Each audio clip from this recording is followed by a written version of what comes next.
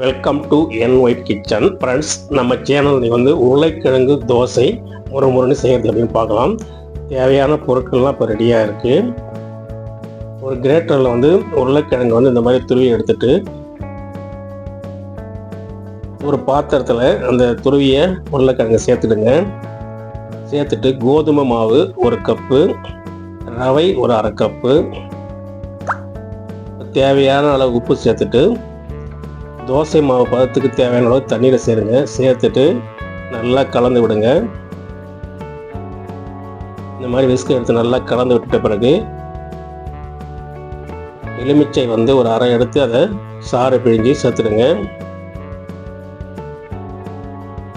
இது கூடவே வந்து இஞ்சி 2 துண்டு, பச்சை மிளகாய் 2 இந்த மாதிரி சிறுவை கட் பண்ணி சேர்த்துட்டு ஜீரகம் 1 டீஸ்பூன் சேர்த்து கூடவே வந்து கறிவேப்பிலை கொத்தமல்லி வந்து 1 பிடி இந்த மாதிரி சிறுவை கட் பண்ணி சேர்த்துட்டு நல்லா கலந்து விட்டுடுங்க. கலந்து விட்டு ஒரு மூடி போட்டு அது ஒரு 10 நிமிஷம் ஊறட்டும். கூடவே வந்து மஞ்சள் தூள் வந்து ஒரு 1/2 டீஸ்பூன் சேர்த்துடுங்க.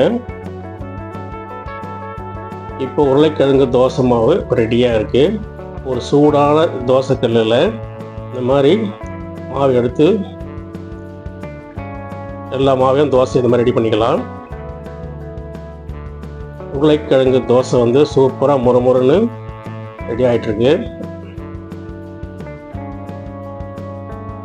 இந்த உருளைக்கிழங்கு தோசைக்கு வந்து தேங்காய் சட்னி எடுத்துக்கிட்டுங்க. சூப்பர் டேஸ்ட்டு, அவ்வளோ அருமையாக இருக்குது. ஃப்ரெண்ட்ஸ், வீட்டில் ட்ரை பண்ணி பாருங்கள். ட்ரை பண்ணிவிட்டு கமெண்ட் பண்ணுங்கள். Please subscribe my channel. நன்றி, வணக்கம்.